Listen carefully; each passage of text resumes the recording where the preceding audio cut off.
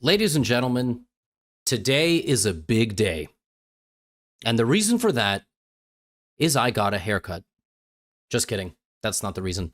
It's actually because the King's Indian course is out on Chessly, finally. And the third reason that today is a big day is today Magnus Carlsen and Gukesh played in the Grand Chess Tour Rapid. And Gukesh played an incredible game of chess. The first game since the infamous table slam.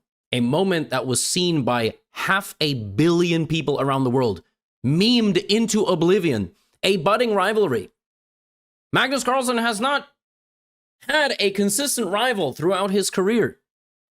But here it is, and I'm going to show you the recap of this game because it was absolutely sensational.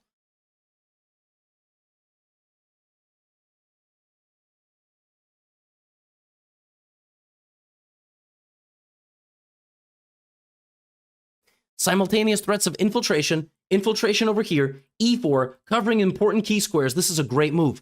420 to 530. Magnus with this move goes down to 1:35 and blunders.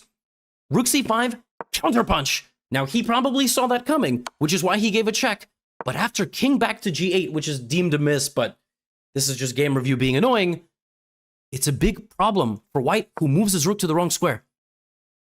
Rook e1 was maybe the move, and still the computer wants to hide the king. But after this, pawn takes f3, knight e4 is coming in, queen a2 is coming in, rook a3 is coming in, you have 3 extra pawns, but you can't get them moving. Magnus plays rook e5, and now queen h3! That was the idea all along!